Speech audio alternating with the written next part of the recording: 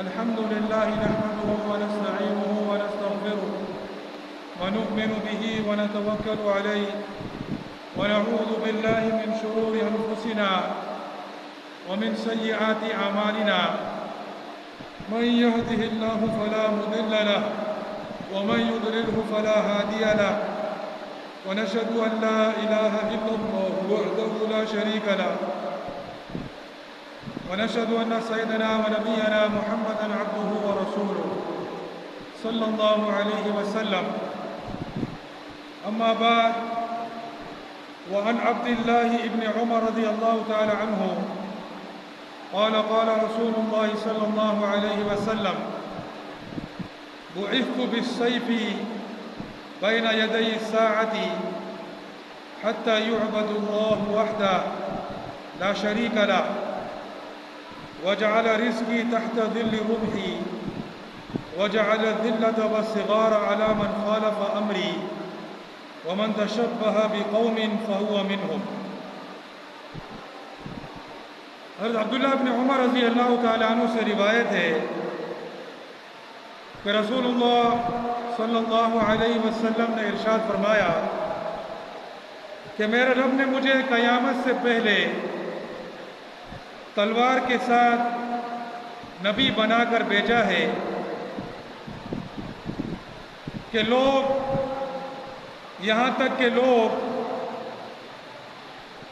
تک کہ صرف اللہ کی عبادت کی جائے اور اس کے ساتھ کسی کو شریک نہیں کیا جائے. اور میرے رب نے میرا رزق، میری روزی میرے نیزے کے سائے میں رکھا ہے، اور اللہ تعالیٰ نے میرے مخالفین پر ذلت و رسوائی مقرر فرما دی ہے، اور جو شخص جس قوم کے مشابہ ہو وہ انہی میں سے ہوگا. اس حدیث کو امام احمد نے ذکر کیا ہے. مسند احمد میں یہ حدیث ہے.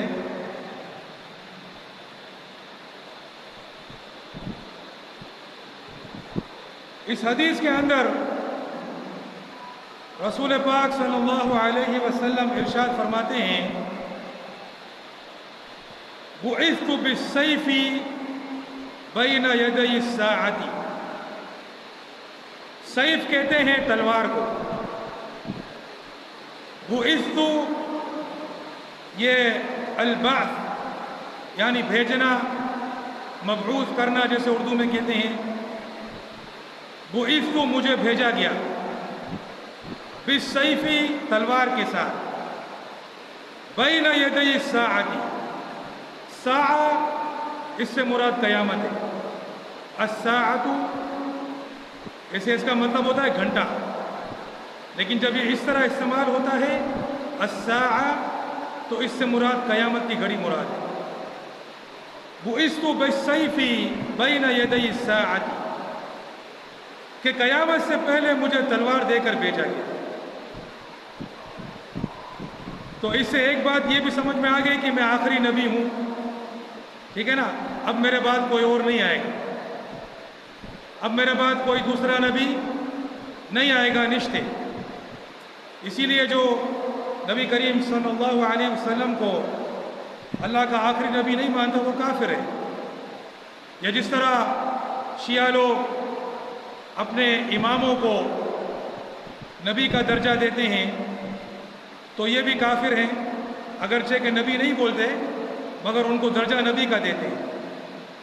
ان کا عقیدہ یہی ہے کہ اماموں پر بھی گویا کہ اللہ کی وحی نازل ہوتی ہے اور وہ جو ہے شریعت کو اپنی طرف سے جاری کر سکتے ہیں. تو فرمایا کہ مجھے قیامت سے پہلے بھیجا گیا تلوار کے ساتھ. کس چیز کے ساتھ؟ تلوار کے ساتھ. بعثت بالسیف بین یدی الساعۃ.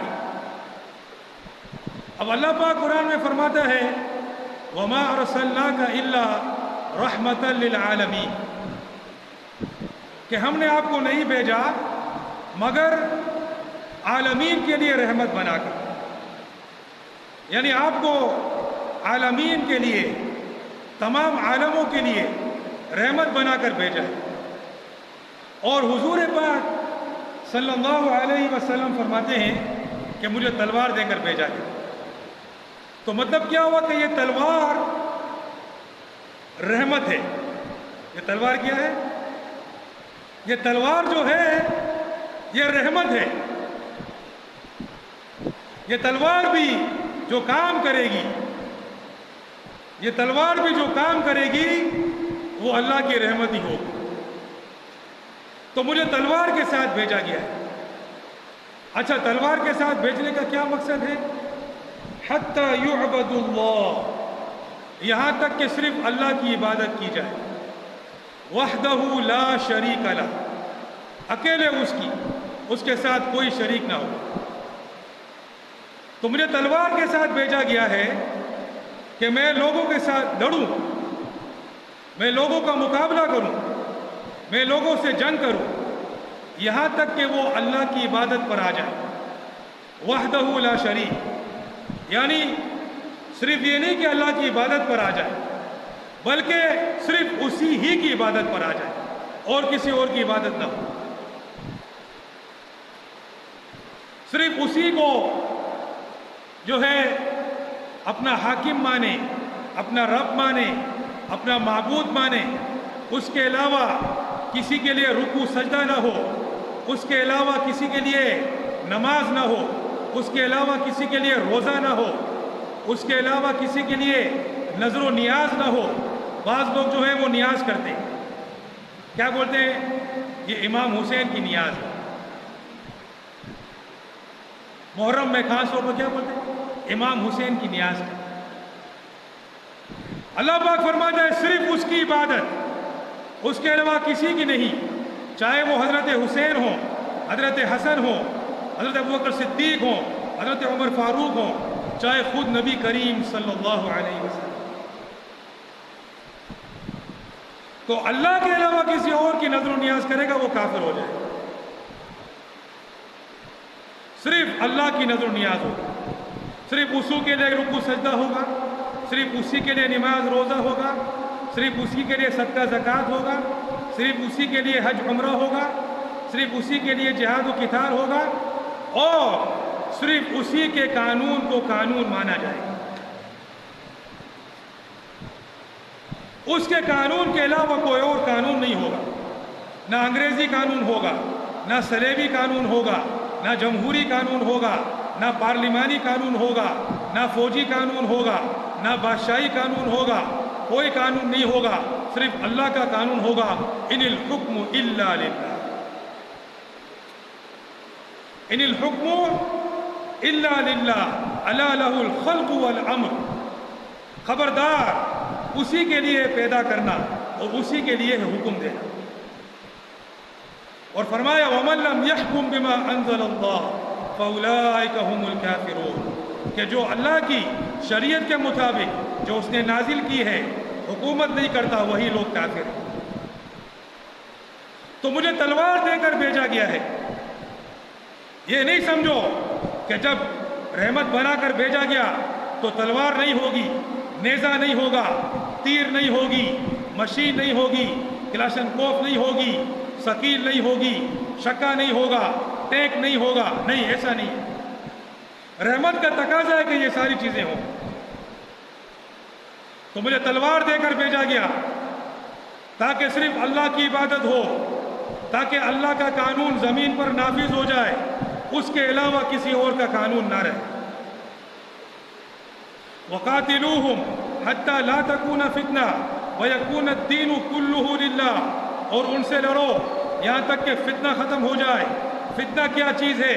اللہ کی نافرمانی فتنہ ہے، اللہ کی مخالفت فتنہ ہے، اللہ کی بغاوت فتنہ ہے، اللہ کی شریعت کی نافرمانی فتنہ ہے، اللہ کی شریعت سے بغاوت فتنہ ہے. یہ سارے فتنے ختم ہو جائیں. وَيَكُونَ الدِّينُ، اور الدین جو ہے كُلُّهُ لِلَّهِ، سارا کا سارا اللہ کے لیے. قانون، حکومت، اقتدار، تابعداری، سب کے سب صرف اللہ کے لیے ہو جائے. یہاں تک تم لڑو، اللہ نے حکم دیا. تو مجھے تلوار دے کر بھیجا اللہ نے قیامت سے پہلے کہ صرف اللہ کی عبادت ہو جائے، اس کے علاوہ کسی اور کی عبادت نہ رہے، اس کے علاوہ بندہ بندے کا غلام نہ رہے، بندہ اللہ کا غلام بن جائے۔ جب صحابی دحیہ کلبی رضی اللہ تعالی عنہ رستم کے دربار میں حاضر ہوئے تو رستم نے پوچھا، صحابہ کرام جو ہے فارس کے علاقوں میں داخل ہو چکے ہیں، جہاد کر رہے ہیں، قتال کر رہے ہیں، علاقے پر علاقے فتح کر رہے ہیں، اسلام قبول کرو ورنہ جزیہ دو، ورنہ تم سے جنگ ہوگی، اسلام قبول کرو، جزیہ دو، تسلیم ہو جاؤ، سرنڈر ہو جاؤ ورنہ تم سے جنگ ہوگی۔ تو علاقے پر علاقے فتح کیے جا رہے ہیں۔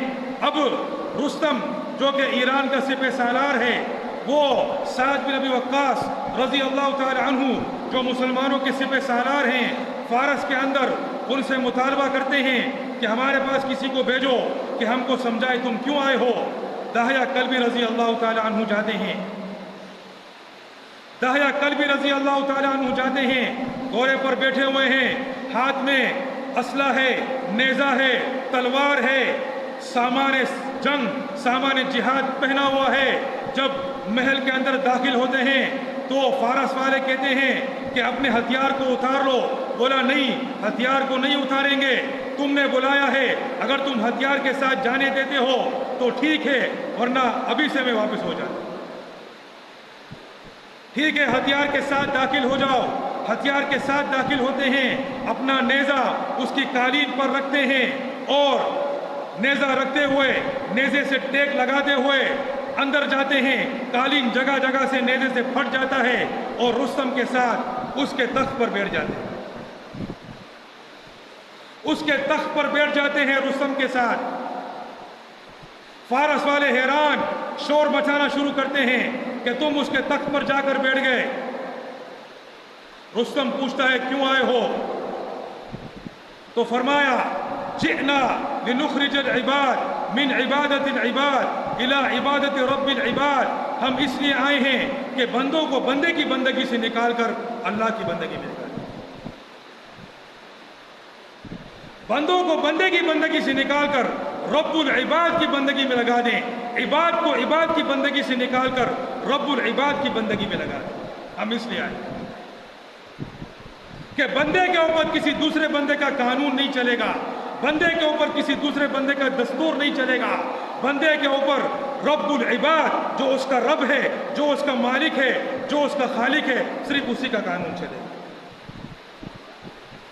تو فرمایا میں تلوار لے کر آیا ہوں قیامت سے پہلے تاکہ صرف اللہ کی عبادت ہو جائے، بندہ جو کہ اللہ ہی کا ہے صرف اللہ ہی کا ہو جائے، کسی اور بندے کی حکمرانی اس پر نہ رہے۔ پھر فرمایا وجعل رزقی تحت ظل رمحی، اور اللہ نے میرے روزی کو میرے نیزے کے سائے میں کر دیا۔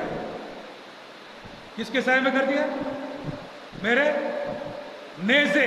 نیزہ کس کو بولتے ہیں؟ نیزہ جو ہے وہ مشہور ہتھیار تھا جو پہلے زمانوں میں، تو تلوار تھی، ایک نیزہ تھا۔ نیزہ یوں لمبا سا سڑیا ہوتا ہے، یوں ڈنڈے کی طرح، اور آگے یوں نوک ہوتی، اسے یوں لڑتے تھے، یوں، سمجھے نا، اس کو نیزہ بولتے ہیں۔ تو میرے نیزے کے نیچے میری روزی ہے۔ روزی کہاں ہے؟ نیزے کے نیچے۔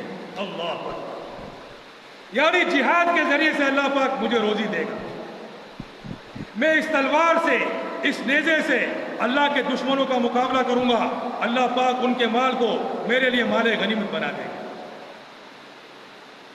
یہ کون ارشاد فرما رہے ہیں؟ رحمت للعالمین۔ یہ کون ارشاد فرما رہے ہیں؟ انک لعلی خلق عظیم، بے شک آپ عظیم اخلاق پر ہیں۔ اللہ پاک فرماتا ہے انک لعلی خلق عظیم، آپ کے اخلاق عظیم ہیں۔ تو سب سے اعلیٰ اخلاق والے اور مخلوقات کے لیے سب سے زیادہ رحمت والے کیا فرما رہے ہیں؟ مجھے تلوار کے ساتھ بھیجا گیا اور میری روزی کو میرے نیزے کے نیچے رکھا گیا۔ خبردار، میں تلواروں کا نبی ہوں، میں جنگوں کا نبی ہوں، میں نبی السیف ہوں، میں نبی الملحمہ ہوں۔ پھر کیا فرمایا؟ وَجَعَلَ الذِّلَّةَ وَالصِّغَارَ عَلَىٰ مَنْ خَالَفَ أَمْرِي، اور ذلت کو، رسوائی کو اس پر اللہ نے مسلط کر دیا جو میری مخالفت کرے گا، جو میری مخالفت کرے گا، میری بات نہیں مانے گا، اس کے لیے اللہ نے ذلت اور رسوائی کر دی۔ اب اس پر تھوڑا غور کرو۔ ایک تو مخالفت کرنے والے وہ ہیں کہ جب نبی صلی اللہ علیہ وسلم تلوار کے ساتھ بھیجے گئے، تلوار کے ساتھ نکلے، نیزے کے ساتھ نکلے، تاکہ صرف اللہ کی عبادت ہو، تاکہ صرف اللہ کا قانون، اللہ کا دین، اللہ کی شریعت زمین پر نافذ ہو، اس کے علاوہ تمام قوانین زمین سے ختم کر دیے جائیں، تو جو اس بات کی مخالفت کرے گا، نبی صلی اللہ علیہ وسلم کے آڑے آ جائے گا، اللہ پاک اس کو ذلیل و رسوا کر دے گا۔ ٹھیک ہے، سمجھ میں آ گیا؟ ایک تو یہ، اور ایک وہ جو اس تلوار اور نیزے کی جو زندگی ہے نبی صلی اللہ علیہ وسلم کی، اس زندگی میں وہ نبی صلی اللہ علیہ وسلم کی پیروی نہیں کرے گا، اللہ پاک اس پر بھی ذلت اور رسوائی کو مسلط کر دے گا۔ اور یہ آج ہم لوگ، اللہ پاک نے ہم پر کیسی ذلت کو مسلط کیا ہوا ہے، اللہ پاک نے ہم پر کیسی رسوائی کو مسلط کیا ہوا ہے۔ اور دوسری حدیث میں فرمایا کہ اگر تم تجارت میں لگ جاؤ گے، اینا تجارت ایک ممنوع تجارت ہے، اور تم بیلوں کی دم کو پکڑ لو گے، کھیتی باڑی میں لگ جاؤ گے، زراعت میں لگ جاؤ گے، مویشیوں میں لگ جاؤ گے، گلا بانی میں لگ جاؤ گے، وَتَرَكْتُمُ الْجِهَادِ، اور جہاد کو چھوڑ دو گے، سلط اللہ علیکم الذل لا ينزعه عنکم، لا ينزعها عنکم، اللہ پاک تم پر ذلت کو مسلط کر دے گا، وہ تم سے ہٹائے گا نہیں، حتی ترجعوا الی دینکم، یہاں تک کہ تم اپنے دین کی طرف واپس آ جاؤ۔ تو فرمایا وجعل الذلۃ والصغار علی من خالف امری، جو میرے امر کی، میرے حکم کی مخالفت کرے گا، اللہ پاک اس پر ذلت کو، رسوائی کو مسلط کر دے گا۔ خبردار، میں تلوار کے ساتھ بھیجا گیا ہوں، میں نیزے کے ساتھ بھیجا گیا ہوں، میری روزی میرے نیزے کے سائے تلے ہے، میں تلوار کے ساتھ بھیجا گیا، یہاں تک کہ اللہ وحدہ لا شریک کی عبادت ہو، اللہ کے ساتھ کوئی اور شریک نہ ہو، دعا صرف اللہ سے مانگی جائے، پکارا صرف اللہ کو جائے، ذبح صرف اللہ کے لیے کیا جائے، اللہ کے علاوہ کسی اور کے نام پر جانور ذبح نہ کیا جائے، کسی اور کی قسم نہ کھائی جائے، کسی اور کی نظر و نیاز نہ کی جائے، کسی اور کی منت نہ مانی جائے، کسی اور کا طواف نہ کیا جائے، کسی اور کو سجدہ رکوع نہ کیا جائے، کسی اور سے دعا نہ مانگی جائے، یہ ساری چیزیں صرف اللہ کے لیے ہیں، اور اللہ کے علاوہ کسی اور کا قانون زمین پر نہ ہو، صرف اسی کا قانون ہو۔ جب تک یہ چیزیں حاصل نہ ہو، میں تلوار کے ساتھ بھیجا گیا ہوں، خبردار، اب جو اس تلوار کے معاملے میں، جو اس نیزے کے معاملے میں میری روش پر نہیں چلے گا، میرے طریقے پر نہیں چلے گا، کسی اور طریقے پر چلے گا، اللہ پاک اس پر ذلت و رسوائی کو مسلط کر دے گا۔ میرے بھائیو، آج ہم نمازیں پڑھتے ہیں، روزہ رکھتے ہیں، حج کرتے ہیں، زکوٰۃ دیتے ہیں، مگر اللہ پاک نے ہم پر ذلت کو مسلط کیا، کیونکہ یہ تلوار کا جو چیز ہے یہ ہم نے چھوڑی ہوئی، تلوار اور نیزوں کو ہم نے چھوڑا، اللہ پاک نے ہم کو ذلیل و رسوا کر دیا۔ اسلام کا نفاذ، اسلامی قوانین ختم ہو گئے، کفر کا نظام آ گیا، کفر کے قوانین آ گئے، اس لیے کہ تلوار کو چھوڑ دیا۔ اور پھر فرمایا وَمَن تَشَبَّهَ بِقَوْمٍ فَهُوَ مِنْهُمْ، جو جس قوم کی مشابہت اختیار کرے گا وہ اسی قوم میں سے ہوگا، جو انگریزوں کی مشابہت اختیار کرے گا وہ انگریزوں میں سے ہوگا، جو صلیبیوں کی مشابہت اختیار کرے گا وہ صلیبیوں میں سے ہوگا، جو میری مشابہت اختیار کرے گا وہ مجھ سے ہوگا۔ میرا طریقہ، میری سنت، میری جو طرز زندگی ہے، جو اس کے مطابق چلے گا، اس کے لباس میرے لباس جیسے ہوں گے، اس کی شکل و صورت میری شکل و صورت جیسی ہوگی۔ نبی صلی اللہ علیہ وسلم نے فرمایا کہ اللہ نے مجھے حکم دیا ہے کہ میں داڑھی کو بڑھاؤں، مونچھوں کو کترواؤں۔ آج داڑھی کو کٹروا رہے ہیں، داڑھی کو کٹروا رہے ہیں، داڑھی کو شیو کر رہے ہیں، یہ سلیبیوں کی مشابہت ہے، یہ انگریزوں کی مشابہت ہے، یہ ہندوؤں کی مشابہت ہے، اور جو جس کی مشابہت اختیار کرے گا وہ اسی میں سے ہوگا۔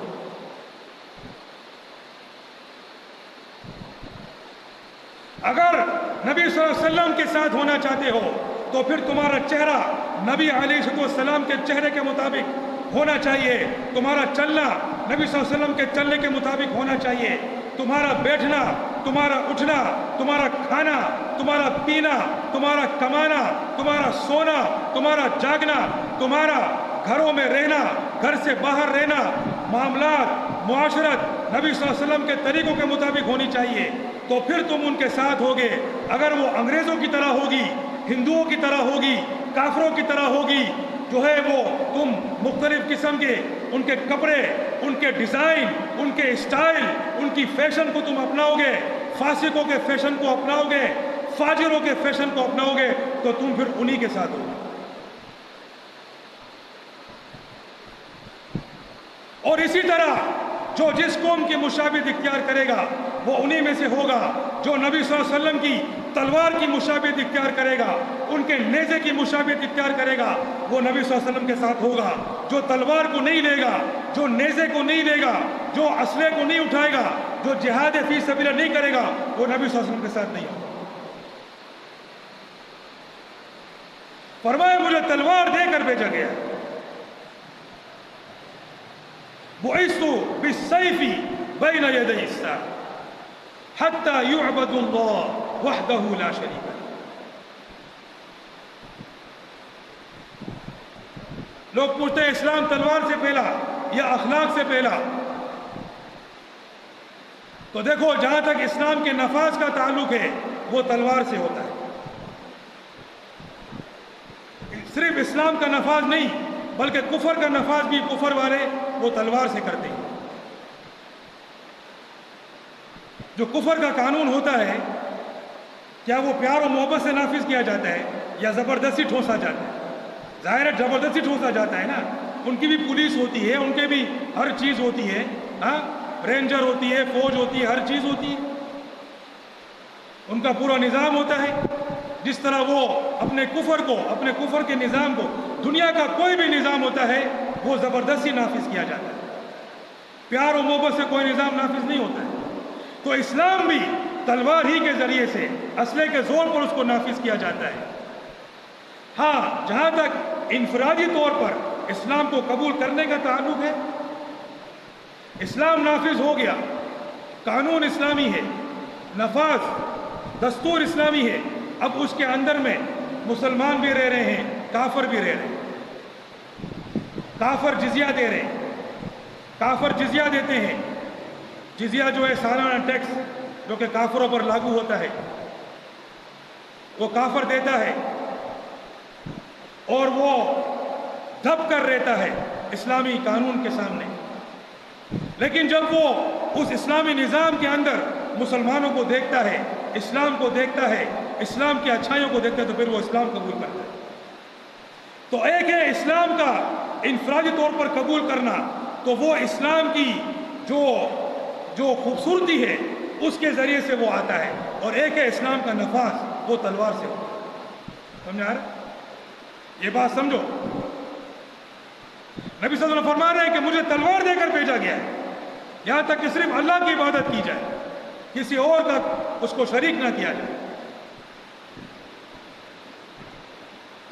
تو میرے بھائیوں، اگر ہم چاہتے ہیں کہ ہم نبی صلی اللہ علیہ وسلم کے ساتھ ہوں تو پھر ہمیں ان کی مشابہت اختیار کرنی پڑے گی،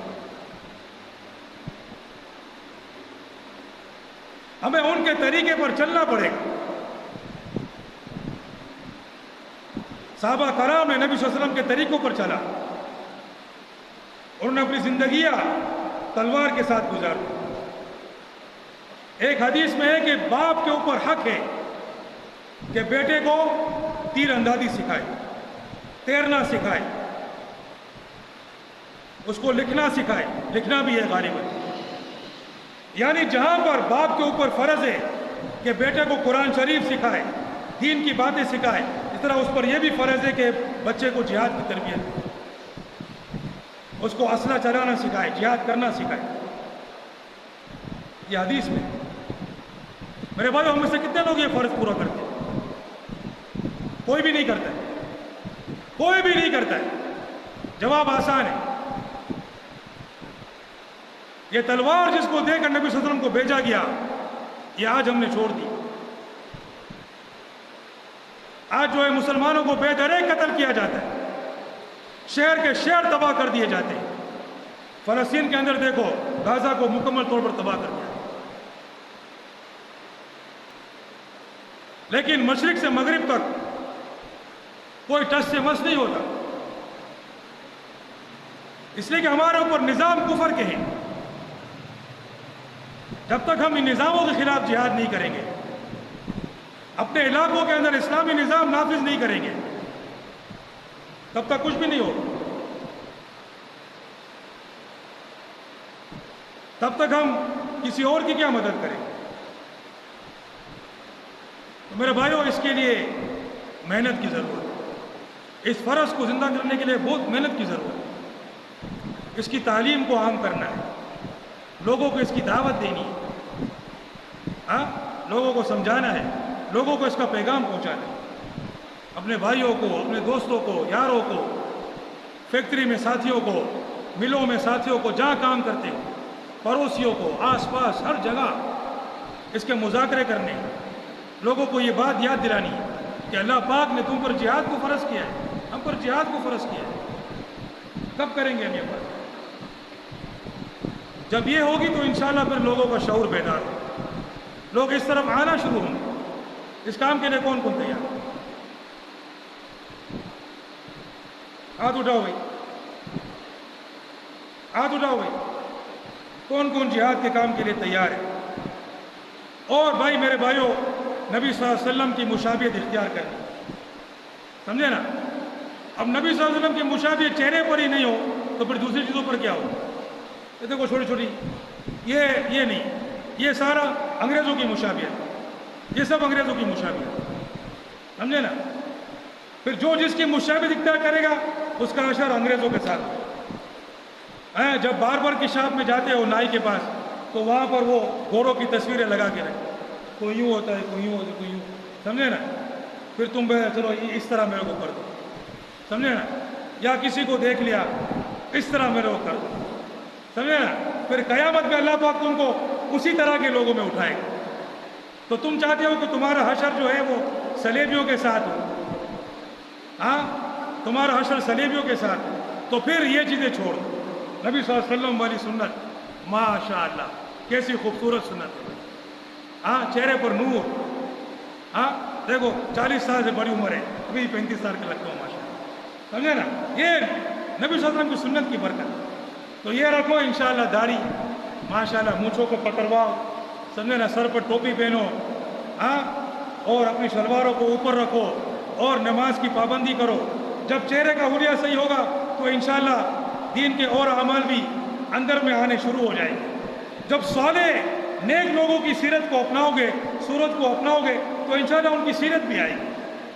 ہاں، جب فاسق و فاجروں کی صورت کو اپناؤ گے تو پھر ان جیسی عادتیں جو ہیں وہ ہو سکتا ہے آنا شروع ہو جائیں. ہاں، جب شکل دیکھے ہوئے میں تو انگریز لگتا ہوں، پھر انگریزوں کی طرح جب شکل دیکھے ہوئے، ماشاءاللہ بھائی میرے تو شکل تو دیکھو یار، اب میں ایسے کام کیسے کر سکتا ہوں، یہ کام ختم، اب بھائی سیدھے راستے پر چل رہا ہے. آدمی کو خود شعور پیدا ہوگا. ہاں، جب شکل دیکھے گا، اس پر داڑھی سجی ہوئی ہوگی، ٹوپی ہوگی، نورانی چہرے کو دیکھے گا، خود بولے گا یار شکل تو دیکھ اور کام دیکھ کیسے کر رہا ہے، ان کاموں کو چھوڑ. جب شکل جو ہے ہپی کی طرح ہوگی، پاپ سنگر کی طرح ہوگی، تو بولے گا جو پاپ سنگر کرتا ہے وہی میں کروں گا. لا حول ولا قوت الا باللہ. تو اس کے لیے کون کون تیار ہے؟ نبی صلی اللہ علیہ وسلم کی صورت کو اپنانے کے لیے کون کون تیار ہے؟ وعدہ کرو. سیرت کو اپنانے کے لیے کون کون تیار ہے؟ صحیح ہے. اور 5 وقت کی نماز با جماعت پڑھنے کے لیے کون کون تیار ہے؟ ہاتھ اٹھاؤ بھائی، وعدہ کرو 5 وقت کی نماز با جماعت. اللہ پاک ہم سب کو عمل کی توفیق عطا فرمائے، جہاد کو زندہ کرنے کی توفیق عطا فرمائے. وآخر دعوانا الحمدللہ.